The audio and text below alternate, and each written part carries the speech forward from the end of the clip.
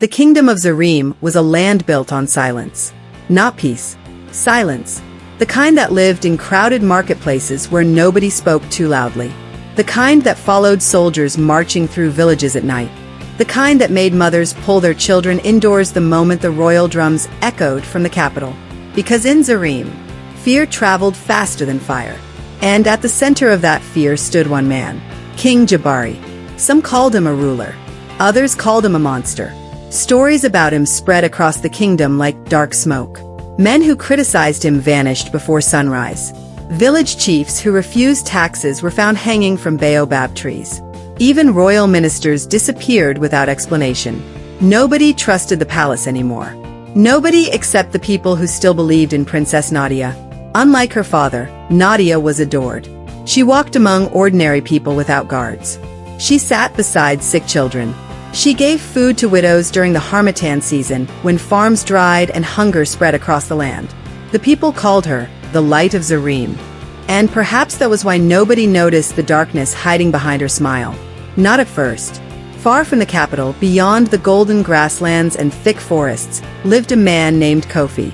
Before the scars, before the bitterness, before he learned to hate the royal family, Kofi had once been a palace guard. Young, loyal, proud. He believed protecting the kingdom meant protecting its people. Then his older brother disappeared. No trial, no explanation. One night soldiers came to their home. The next morning his brother was gone forever. Rumors spread quietly afterward. The king suspected rebellion. That was enough. Kofi never saw his brother again. 3 days later, he abandoned the palace and vanished into the wilderness near the Red Forest, where he survived as a hunter far away from royal politics. Or at least he tried to, because destiny arrived on a night soaked in blood. The moon hung low over the forest when Kofi first heard the screams. He stopped walking instantly. Then came the sound of galloping horses, clashing steel, explosions. Birds burst from the trees as fire lit the darkness deep inside the forest. Kofi crouched behind thick bushes, gripping his spear tightly. Royal soldiers, dozens of them, and they were losing. Arrows rained from the trees with terrifying precision. Masked attackers moved through the smoke like shadows. Horses collapsed screaming as flames swallowed the convoy. Kofi watched a royal carriage flip sideways into the mud. A soldier staggered out burning alive before collapsing face-first into the dirt. The attack was merciless, brutal. Whoever planned it wanted nobody alive. Kofi should have walked away. Smart men did not involve themselves in royal bloodshed. But then he heard something unexpected. A woman crying. Not the cry of a warrior. The cry of someone truly terrified. Kofi moved carefully through the smoke until he reached the wreckage. That was when he saw her. Princess Nadia. Her golden jewelry was gone. Her royal robes were torn and stained with ash. Blood ran down one side of her face. For a moment, Kofi thought she looked less like a princess, and more like a frightened child. The instant she saw him, she stumbled backward in fear. "Please," she whispered weakly, "don't leave me." Kofi froze. Every instinct told him to run. Helping her meant danger. The king would never forgive anyone connected to this attack. And if the attackers returned, anyone near the princess would die. But something in her eyes stopped him. Fear. Real fear. Behind them, another explosion shook the forest.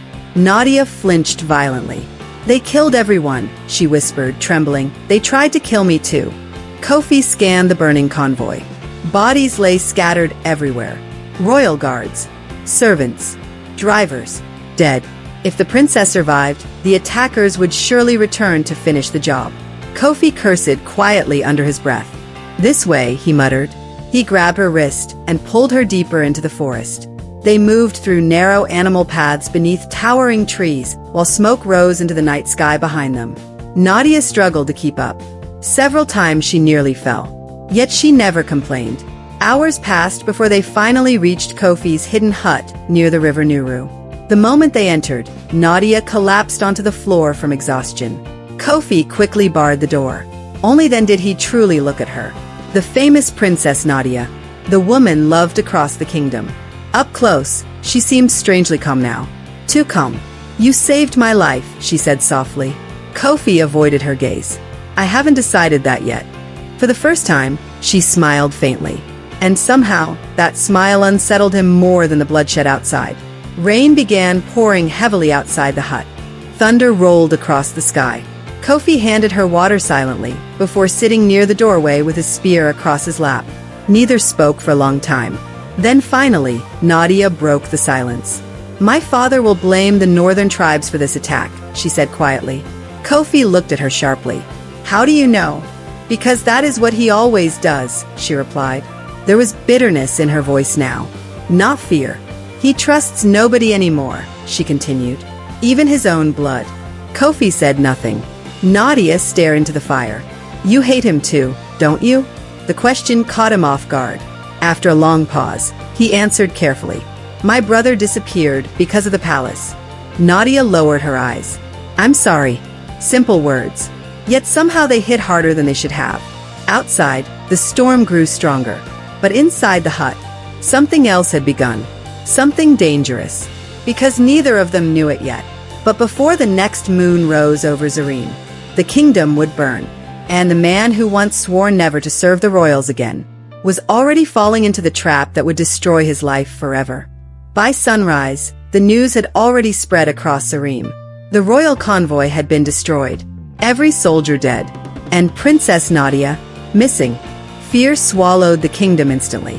In marketplaces, traders whispered behind shaking hands. In villages, elders warned people to stay indoors after dark. Nobody knew who attacked the royal convoy, but everyone understood one thing. King Jabari would respond with blood. Far away from the capital, hidden near the river Nuru, Kofi listened to the rumors in silence while sharpening his hunting knife outside his hut. Behind him, Nadia slept beneath a woven blanket. At least, she pretended to. Kofi had barely slept all night. Something about the attack disturbed him. It had been too organized, too precise. Bandits didn't move like that. Rebels didn't attack with such discipline. Whoever carried out the ambush knew exactly where the convoy would be. And somehow, Princess Nadia had survived. Alone. Kofi pushed the thought away immediately. No. He had seen her fear. Her trembling hands. The tears in her eyes. Nobody could fake terror like that. Could they? Inside the hut, Nadia slowly opened her eyes. For a moment, she looked confused, as if she had forgotten where she was. Then the memories returned. The fire. The screaming. The bodies. Her breathing became uneven. Kofi noticed instantly. "You're safe here," he said quietly. Nadia nodded weakly. But even in daylight, she looked haunted. Kofi handed her a bowl of millet porridge. She accepted it carefully, her fingers brushing his for only a second. Yet somehow, that small touch lingered in his mind longer than it should have. "You should leave before soldiers begin searching villages," Kofi warned. Nadia stared down at the bowl. "If I leave alone, I'll die." Kofi said nothing, because deep down, he knew she was right. By afternoon, villagers had already begun gathering near Kofi's hut after hearing rumors that strangers were nearby. The first to arrive was Mama Saad, an elderly woman known for hearing news before anyone else. The moment she saw Nadia, her eyes widened in horror. The princess. Others stepped back immediately. Fear spread through the crowd like wildfire. One man pointed toward the road nervously. "If the king discovers she's here, soldiers will burn this entire village." Another villager nodded quickly. "We cannot protect royalty. Not here." Nadia lowered her eyes silently. She looked small standing among them. Fragile. Nothing like the powerful daughter of King Jabari people imagined. Then something unexpected happened. A little girl stepped forward from the crowd carrying a cracked clay cup. The child offered Nadia water. The princess smiled gently. "Thank you." That single moment changed everything. By evening, Nadia sat beside village women preparing food over open fires. She listened to their stories, helped wash clothes by the river, played games with children beneath the trees. And slowly, fear began turning into admiration. "She's not like her father," one villager whispered. "She actually cares," another replied. Kofi watched all of it carefully. Every smile, every kind gesture, every soft-spoken word. Part of him remained suspicious.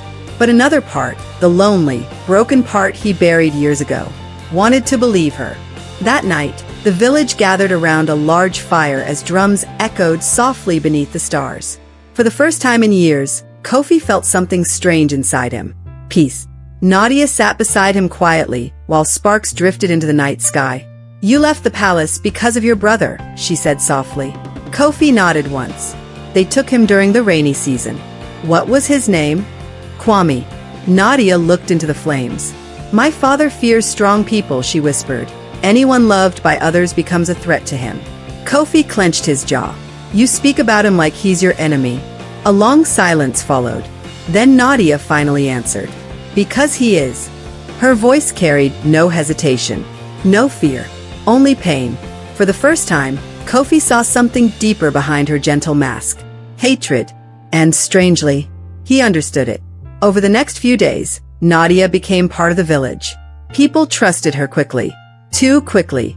She treated wounded farmers, comforted grieving mothers, even joined fishermen at dawn despite never doing such labor before.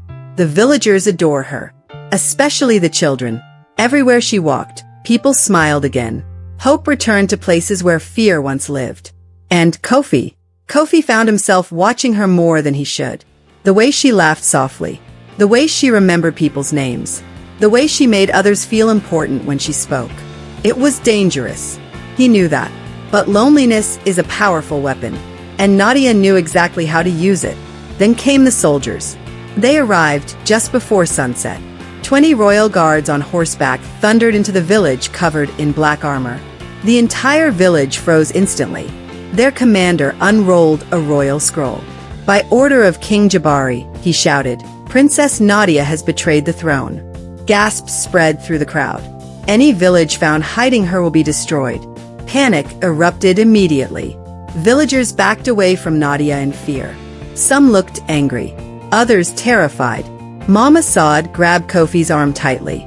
"She must leave tonight." The commander continued speaking. "A reward of 100 gold coins will be given for information leading to her capture." Then the soldiers rode away, leaving silence behind them. Heavy silence, the kind that comes before disaster. That night, the village gathered in secret. Voices argued fiercely.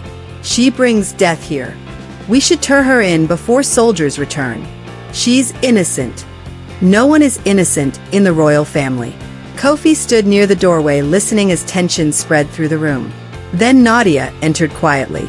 Her eyes were red from crying. "I never wanted this," she whispered. "If you send me away, I understand." Some villagers looked guilty immediately. Others refused to meet her eyes. Then Nadia turned toward Kofi. And for the first time since meeting her, she truly looked afraid. "If they find me," she said softly, "my father will kill me." The room fell silent. Kofi stared at her trembling hands, at the tears sliding down her face, at the woman the kingdom believed was its only hope. And in that moment, logic lost the battle against emotion. Kofi stood slowly. No one is handing her over.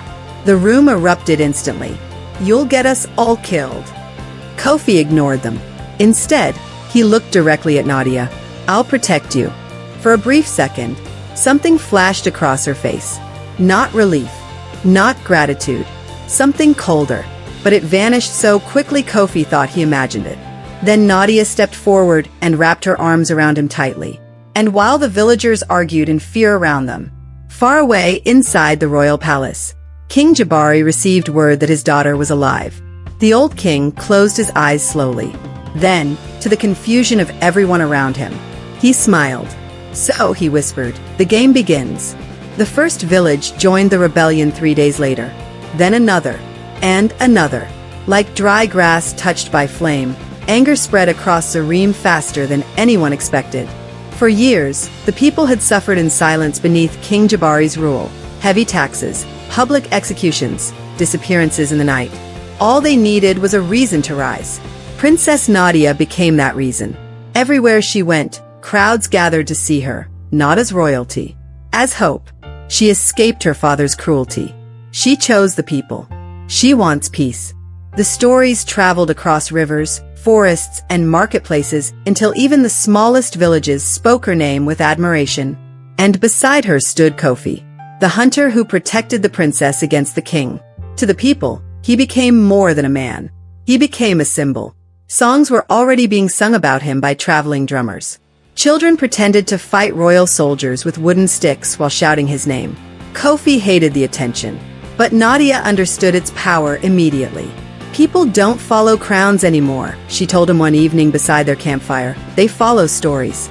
The rebellion moved constantly through the countryside, gathering fighters along the way. Farmers arrived carrying machetes. Blacksmiths forged weapons day and night. Former soldiers abandoned the royal army to join them secretly. Even village chiefs began pledging loyalty to Nadia. For the first time in decades, King Jabari's throne was truly shaking. And the deeper the rebellion spread, the closer Kofi grew to Nadia. Too close. One night beneath the stars, she sat beside him near the river Nuru while distant drums echoed through the darkness. "You still don't trust me completely," she said softly. Kofi looked into the water. "I trust nobody completely." Nadia smiled faintly. "That's why you survived this long." For a moment, neither spoke. Then she reached for his hand. Kofi's chest tightened instantly. "You could leave all this behind," she whispered. "When this is over, we could disappear somewhere far away from the kingdom." The thought hit him harder than any spear ever could. A life without war, without fear, without blood. With her. For the first time since his brother's death, Kofi allowed himself to imagine happiness again. That was the moment Nadia truly won him. Because from that night forward, Kofi stopped questioning her. And that became his greatest mistake. The rebellion attacked its first royal outpost at dawn. It happened near the western trade roads where royal soldiers collected taxes from passing merchants. Kofi led the fighters personally. The battle was fast, brutal, messy. Arrows tore through the air. Steel clashed against steel. Men screamed as horses crashed into burning carts. By sunrise, the royal outpost belonged to the rebellion. Villagers celebrated wildly.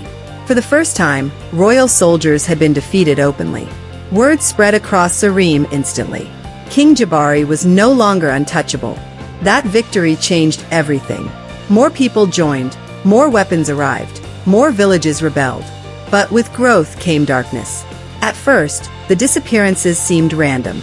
A rebel commander questioned one of Nadia's decisions. 2 days later, he vanished. A village chief refused to send young boys to fight. That night, his home mysteriously burned down. Anyone who criticized the rebellion suddenly disappeared without explanation. Fear quietly began returning. Only this time, it came from Nadia's side. Kofi noticed the changes slowly. The rebels were becoming harsher, more ruthless. Prisoners were executed instead of released. Villages refusing support were punished. And Nadia always justified it calmly. "Fear keeps people loyal," she explained one evening. Kofi frowned. "That sounds like something your father would say." For the first time since meeting her, Nadia's expression darkened. "My father ruled through cruelty without purpose," she replied coldly. "I do what is necessary." Necessary. The word lingered in Kofi's mind long after she walked away. Days later, the rebellion reached the city of Badu, one of the kingdom's largest trade centers. Thousands gathered in the streets waiting to see Princess Nadia speak. Kofi stood nearby as she climbed onto a wooden platform surrounded by cheering crowds. She looked radiant beneath the golden sunlight. Powerful. "My father taught this kingdom to fear the throne," she shouted. The crowd roared angrily. "But Zareem belongs to the people." Cheers exploded across the city. Women cried openly. Men raised weapons into the air. Children chanted her name. Nadia lifted one hand slowly. And instantly, the entire crowd fell silent. Kofi felt chills run through his body. That kind of control wasn't normal. It wasn't earned overnight. It was dangerous. Then Nadia continued speaking. "We are not fighting for revenge," she declared. "We are fighting for freedom." The crowd erupted again. But standing behind her, Kofi noticed something unsettling. Nadia wasn't smiling at the people. She was studying them, calculating, as if she were measuring exactly how much control she had over every person in the city. That night, celebration filled the rebel camp. Music echoed beneath the moonlight while dancers moved around massive fires. But Kofi couldn't sleep. Something felt wrong. So when he noticed Nadia slipping away from camp alone, he followed her, quietly. She entered a small tent guarded by 2 armed men. Kofi moved closer carefully until voices became clear inside. Then he heard Nadia speak, and every drop of blood in his body turned cold. Burn the northern villages, she said calmly. Make it look like royal soldiers attacked. One man hesitated. But those villages support neither side. Exactly, Nadia replied. When they suffer, they will have no choice but to join us. Kofi froze outside the tent. His breathing slowed. Surely he misunderstood. Inside, another commander spoke nervously. People may die. Nadia's answer came without emotion. People are already dying. Silence followed. Then she added something that shattered Kofi completely. Fear is more useful than love. Never forget that. Kofi stepped backward slowly, unable to breathe properly. The woman he risked everything for. The woman he defended. The woman he was beginning to love. Was starting to sound exactly like the king she claimed to hate. And for the first time since the rebellion began, Kofi felt afraid of Princess Nadia. The march toward the capital began under a blood-red sunrise. Thousands followed Princess Nadia through the grasslands of Zareem, farmers carrying spears, former soldiers draped in stolen royal armor, young boys barely old enough to fight. The rebellion had become an army, and everywhere they passed, people poured into the roads chanting Nadia's name, the Queen of the People, the Light of Zareem. But Kofi no longer heard hope in those voices, only obsession.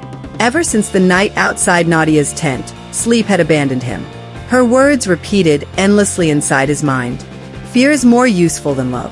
He tried convincing himself there was another explanation, that were forced, difficult choices, that maybe she truly believed violence was necessary to defeat her father. But deep down, something inside him already knew the truth. And that truth terrified him. As the army approached the capital city of Kambara, smoke already darkened the horizon. King Jabari's forces had sealed the gates. Archers lined the walls. War drums thundered across the city like the heartbeat of something ancient and angry. The final battle for Zareem had begun. The first wave of rebels charged at sunrise. Arrows rained from above instantly. Men screamed and collapsed into the dirt. Ladders shattered against stone walls. Boiling oil poured onto fighters climbing toward the gates. The smell of blood and fire swallowed the air. Kofi fought at the front lines, cutting through royal soldiers while chaos erupted around him. Everywhere he looked, people were dying. And above the battlefield, Princess Nadia watched from horseback silently. Calmly. Too calmly. Even as bodies piled beneath the city walls, her face showed almost no emotion. Then finally, the western gate collapsed. Rebel forces stormed into Kambara like a flood breaking through a dam. The city exploded into violence. Buildings burned. Citizens fled screaming through narrow streets. Royal soldiers fought desperately as rebels pushed toward the palace. Kofi forced himself through the chaos with only one goal: find Nadia. He needed answers. Real answers. By the time he reached the palace entrance, flames were already climbing the outer walls. Dead guards covered the marble steps. The great doors stood open, as if someone inside had been waiting for them. Kofi entered cautiously. The palace felt strangely quiet compared to the madness outside. No servants. No guards. Only silence. Then he heard a voice echo through the throne room ahead. You came faster than I expected. Kofi stopped instantly. King Jabari sat alone upon the royal throne. No armor, and no weapon, and no fear. The old king looked exhausted, older than the terrifying ruler described in stories. But his eyes remained sharp. Dangerously sharp. Kofi raised his blade immediately. This ends tonight. King Jabari gave a tired laugh. That depends on who survives my daughter. Kofi's grip tightened. Don't speak about her. Why? The king asked quietly. Because you still love her? The words hit harder than they should have. Kofi stepped forward angrily. You destroyed this kingdom. No, Jabari replied calmly. I ruled it. And murdered innocent people. The king leaned back slowly. You think Nadia is different? Kofi stayed silent. Jabari studied his face carefully. Then for the first time, the old king smiled sadly. So you finally see it. A cold feeling crawled through Kofi's chest. The king stood slowly from the throne. You want to know why the convoy attack happened? He asked. Why only Nadia survived? Kofi said nothing. Because she planned it. The room suddenly felt smaller. No, Kofi whispered. She arranged the route herself, Jabari continued. She bribed commanders, hired assassins through desert merchants from the north. That's a lie. She needed the kingdom to see her as a victim. Kofi shook his head violently. No. But the king kept speaking. She learned long ago that people will kill for someone they pity. The memories returned instantly. Her tears, her trembling voice, the way entire villages fell in love with her within hours. Kofi's stomach twisted painfully. She manipulated all of you, Jabari said, exactly as I trained her to. You're lying, Kofi roared. But even as he shouted it, part of him already believed. King Jabari walked closer slowly. I ruled through fear, he admitted quietly. But Nadia? For the first time, genuine fear appeared in the old king's eyes. Nadia enjoys control. Silence swallowed the room. Outside, the city continued burning. Then suddenly, the throne room doors opened. Kofi turned sharply. Princess Nadia entered alone. Her white robes were stained with blood. Smoke curled behind her as firelight danced across the marble floor. And she was smiling. Not warmly, not gently, coldly, like someone finally finished pretending. Nadia, Kofi whispered. She looked at him softly. You shouldn't have come here.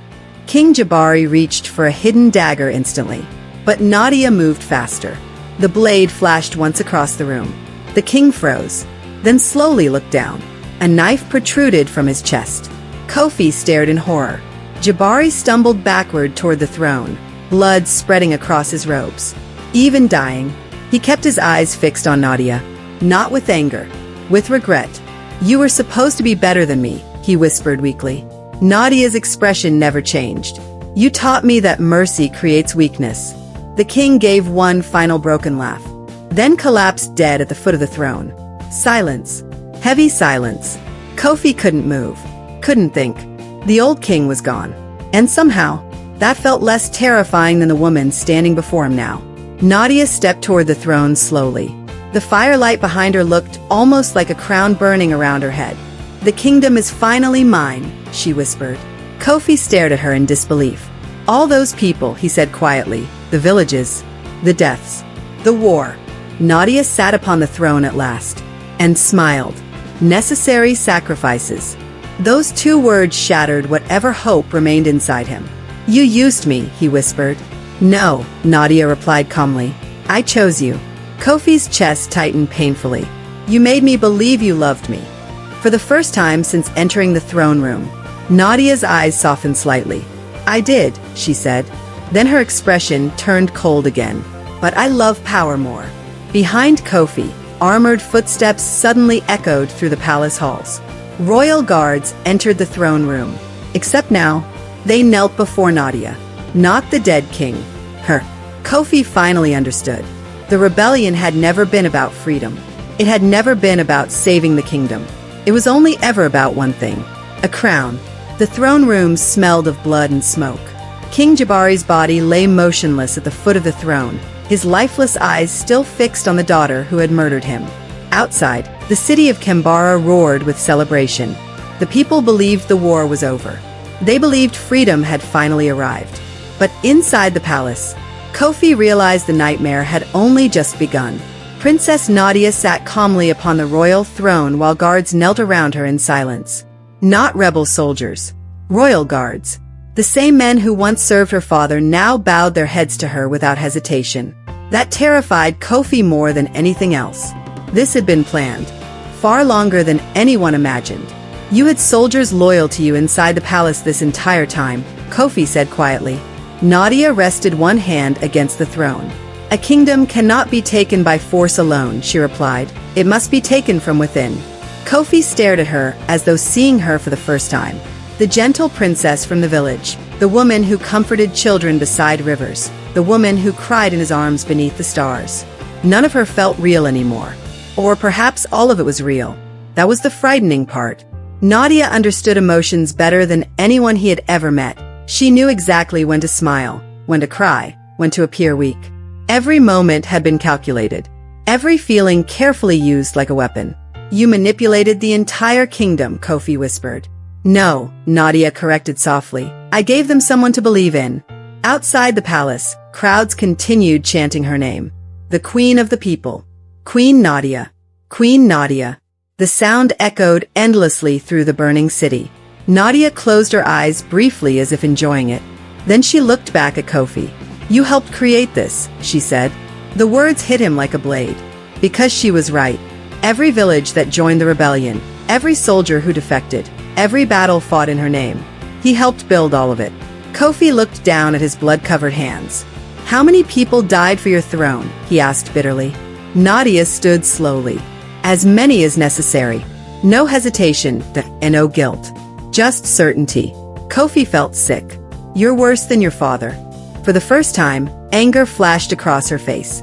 "My father ruled through fear because he feared losing power," she snapped. "I rule because I deserve power." The room fell silent again. Then Nadia stepped closer to him carefully. The firelight softened her face, almost making her look like the woman he once loved. "Almost. You still don't understand," she whispered. "This kingdom was dying long before I touched it." She gestured toward the burning city outside. The ministers were corrupt. The generals were plotting against the throne. The villages were starving. War was coming no matter what. Then why create more suffering? Kofi demanded. Because suffering unites people. Her answer came instantly. Cold, practiced, terrifying. Nadia moved even closer until only inches separated them. "When people fear chaos," she whispered, "they will accept any ruler who promises order."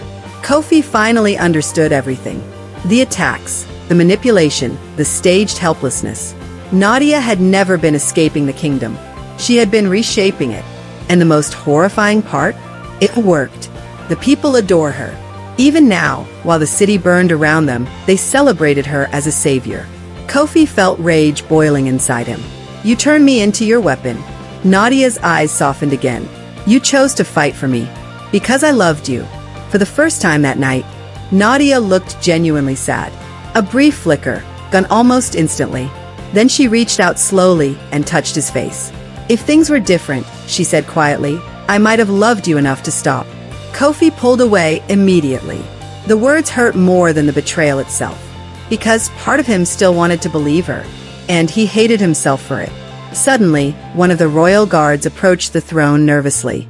"My queen," he said, kneeling. "The people are waiting outside. They wish to see you crowned." "My queen." The title settled over the room heavily. Nadia turned toward the massive palace doors. For a moment, she looked almost emotional listening to the crowd chant her name. Then she looked back at Kofi one final time.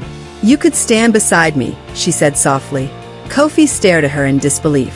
After everything, after all the death, she still expected him to join her. "You truly think this kingdom will survive under you?" he asked. Nadia smiled faintly. "No," she replied, "it will obey me." Those words ended whatever remained between them. Kofi reached for his blade instantly, but royal guards surrounded him before he could move. Spears pressed against his chest from every direction. Nadia didn't even flinch. "Kill me then," Kofi growled. But Nadia shook her head slowly. "No." She stepped toward him once more. "You're more useful alive." Kofi's heart sank. Even now, she was still thinking ahead. Still calculating. The guard seized his arms tightly. Outside, the palace gates opened. A wave of cheers exploded through the city as Nadia emerged onto the royal balcony, overlooking Kambara. Thousands filled the streets below. Men, women, children, all screaming her name with tears of joy. They believed the tyrant king was dead. They believed the darkness had ended. They had no idea it had only changed faces. Kofi was dragged forward by the guards until he could see the crowd below. And then he saw something that chilled him completely. Nadia raised one hand gently, and the entire city fell silent instantly. Absolute silence. Total control. She looked over the kingdom with calm satisfaction before speaking. "Today," she declared, "Zareem is reborn." The people erupted wildly. But Kofi no longer heard celebration. Only warning. Because he finally understood the truth about Princess Nadia. Monsters were easy to fear when they looked dangerous. The real danger was the monster who smiled kindly while teaching the world to love her first.